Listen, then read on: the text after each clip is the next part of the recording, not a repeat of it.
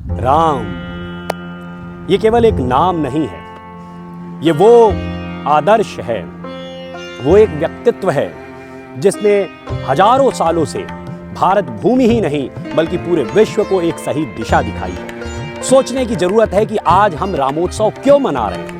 हम इसलिए मना रहे हैं क्योंकि वर्तमान, अगर आप युवा पीढ़ी को देखिए, वर्तमान आज पूरे विश्व को देखिए, पूरा विश्व एक गलत दिशा में जा रहा है। उसके अंदर से जो संस्कार होने चाहिए वो संस्कार धीरे धीरे धीरे धीरे करके उनका क्षय हो रहा है। आज आवश्यकता है कि हम अपने बच्चों के अंदर फिर से राम को स्थापित करें, हम उनके अंदर राम का उत्सव उनके अंदर मनाएं, और इसके लिए जरूरी है कि उन्हें रामोत्सव से जोड़ा जाए। कौन राम, आखिर कौन राम, किस राम से हम जोड़ना चाहते हैं? हम उस राम से जोड़ना चाहते हैं जिन्होंने जीवन की कठिनतम परिस्थितियों में भी जीना सिखाया, सही निर्णय लेना सिखाया। आप सोचिए, जो एक राजकुमार हुआ करते थे, पल भर में वो उस पूरे राजपाट को छोड़ के जंगलों की तरफ चल देते हैं। उस राम को सोचिए जिसकी पत्नी को एक राक्षस जो है अगवा कर ले जाता है, और किस तरीके से वो युद्ध लड़ते हैं। वो बाली का साथ नहीं लेते हैं। सोचिए, बाली एक बहुत मजबूत राजा हुआ करता था, वो बाली का साथ नहीं लेते हैं, बल्कि वो सुग्रीव का साथ लेते हैं, जिस सुग्रीव को बाली ने अपने राज्य से निकाल दिया था।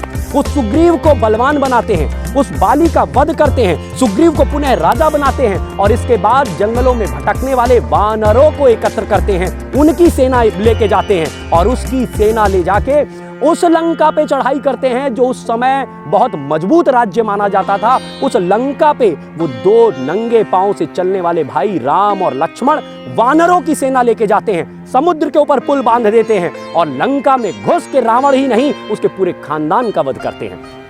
उस राम को हम अपने बच्चों के अंदर स्थापित करना चाहते हैं, जिसने पूरे जीवन मर्यादा का पालन किया, जिसने पूरे जीवन सही दिशा दिखाई, चाहे मां सबरी हो, चाहे कोई भी हो, चाहे जंगलों में भटकने वाले रीछ थे, वानर थे, उन सभी को एकत्र किया, उनका सम्मान किया। चाहे आप केवट को ले लीजिए, जिसको भी दिखे सभी को उन्होंने हृदय से लगाया। समाज के हर वर्ग के साथ वो जुड़े, समाज के हर वर्ग का नेतृत्व किया, उन्हें सही दिशा दिखाई। आज आवश्यकता है कि हमारे बच्चे भी अपने अंदर उसी राम को जागृत करें, और न केवल जागृत करें बल्कि उनको जीना आरंभ करें। लेकिन उसके लिए जरूरी है कि राम रूपी आदर्श उनके अंदर स्थापित हो, और इसीलिए ये रामोत्सव का दिन मनाया जा रहा है। आप सभी को मैं आमंत्रित करता हूं, कम से कम कानपुर के रहने वाले जो भी लोग हैं, कि जुड़िए, अपने घर के हर बच्चे को इससे जोड़िए, अपने समाज के लोगों को इससे जोड़िए। आपको इस रामोत्सव में मैं अपनी तरफ से आमंत्रित करता हूं। 17 अप्रैल 2022, यानी अगर हम हिंदी के हिसाब से कहें तो चैत्र कृष्ण प्रतिपदा संविक्रम संवत 2079 को ये दिन मनाया जा रहा है। ये वो कार्यक्रम स्थल है जहां पे कल यानी कि रविवार के दिन हम सभी एक बार फिर से एकत्र होंगे और रामोत्सव का वो त्योहार मनाएंगे, रामोत्सव का वो दिन मनाएंगे। ठीक, तो आप सभी आमंत्रित हैं शाम को 4 बजे इस कार्यक्रम स्थल पे। पीछे आपको गरुड़ जी दिखाई दे रहे हैं, जहां पे हमारे बहुत सारे अतिथिगण बैठेंगे, और उसके पीछे जो बड़ा सा स्टेज आपको दिखाई दे रहा है, उस बड़े से स्टेज पे 6000 गांव से आने वाले राम के स्वरूप, और जिनके साथ होंगे छोटे छोटे हनुमान, वो सारे बच्चे, उनको वहां पे बैठाया जाएगा। ये एक विश्व रिकॉर्ड होगा कि एक साथ 6000 राम के स्वरूप हनुमानों के साथ ऐसे बड़े एक ही विशाल स्टेज पे एक साथ बैठेंगे। तो आप सभी आमंत्रित हैं, आइए इस रामोत्सव में जुड़िए, अपने बच्चों को लेके आइए और अपने बच्चों को भी उनसे जोड़िए, ताकि हम उनके अंदर राम को स्थापित कर सके, हम उनके अंदर राम को जागृत कर सके, हम उनके अंदर राम के आदर्श की ध्वजा फहरा सके। इसलिए आप सभी आमंत्रित हैं। अब इसके बाद हम कुछ और भी लोगों से बात करेंगे जो हमारे साथ आए हुए हैं। कुछ मित्र, अलग अलग द्वार बने हैं, यहाँ पे सबरी द्वार है, लवकुश द्वार है, तो वहाँ पे हम लोग जाएंगे और वहाँ पे अपने मित्रों से बात करेंगे कि उनको क्या लगता है कि इस रामोत्सव से बच्चों को क्यों और कैसे जोड़ना चाहिए। जय श्री राम, जय जय श्री राम।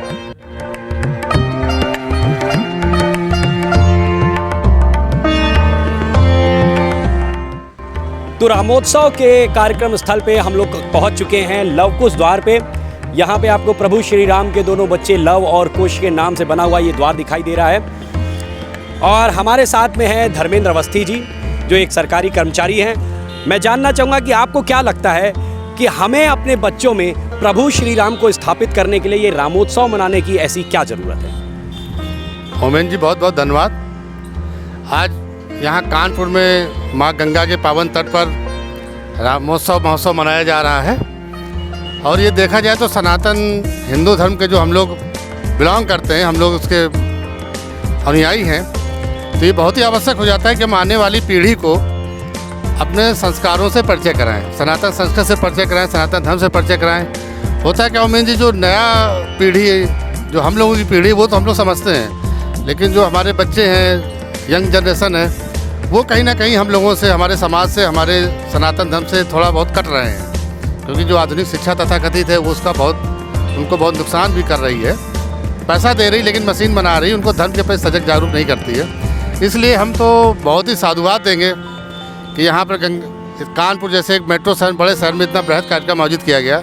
और खासकर बच्चों के लिए मैं कहना चाहूँगी, सभी अभिभावकगण अपने बच्चों को अवश्य लाएँ, क्योंकि हम तो जानते हैं भगवान राम क्या थे, मर्यादा पुरुषोत्तम थे, लेकिन हमारे बच्चे नहीं जानते हैं कि वास्तव में भगवान राम ने क्या जीवन में किया, क्या आदर्श स्थापित किया हमारे समाज के लिए, हमारे धर्म के लिए, जिससे कि हमारी सनातन वैदिक परंपरा धर्म पुनर्जीवित हुआ और लगातार तरक्की रहा।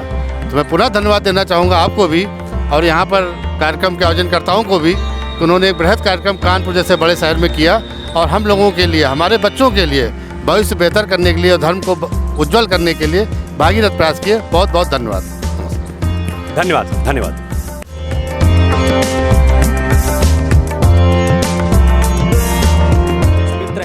तो क्यों हमें अपने बच्चों को रामोत्सव से जोड़ना चाहिए? हमारे साथ हैं अवधेश सिंह गौर भाई, और मैं इनसे जानना चाहूँगा कि इनको क्या लगता है कि रामोत्सव से बच्चों को क्यों जोड़ना चाहिए।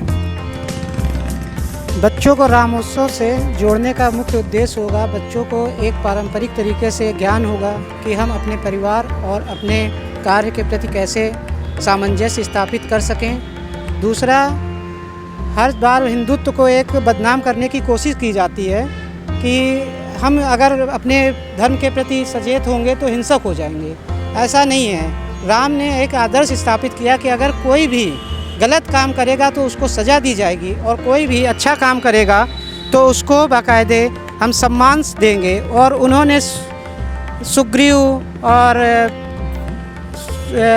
निषाद राज और विभीषण जैसे लोगों को अपने साथ लिया और रावण का अंत किया, क्योंकि रावण ने एक गलत संदेश दिया था कि किसी की पत्नी को उठा ले जाओ और उसके साथ में अत्याचार करो और समाज में एक पाप का एक वातावरण उत्पन्न करो। और अपने बच्चों को हमेशा ये बताना चाहिए कि राम जब भी वनवास की तरफ गए तो उन्होंने राजपाट तो छोड़ा लेकिन अपना धनुष अपने साथ रखा, जिससे कि अगर कोई भी गलत करे तो उसको पाप की सज़ा ज़रूर दी जाए। यही अपना सनातन हिंदू धर्म हमको सिखाता भी है। धन्यवाद। बहुत बहुत धन्यवाद।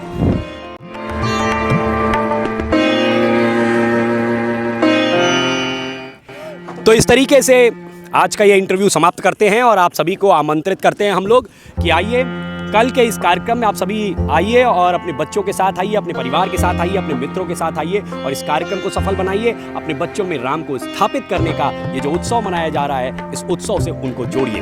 बिल्कुल उमेश जी, बहुत बहुत अच्छा कहा आपने, बहुत सुंदर। मेरा सभी कानपुर निवासियों से, आसपास जनपदों के लोगों से आग्रह है कि वो सब परिवार आएँ और इस कुंभ रामोत्सव जलसे कोई आयोजन के कुंभ समझकर यहाँ पर अपनी भागीदारी करें और सनातन धर्म को मजबूत और बढ़िया सक्षम बनाने का कार्य करें। जय श्री राम। जय श्री राम। जय जय श्री राम। मेरा नाम विनीत सिंह, मेरे अंदर राम है। जय श्री राम।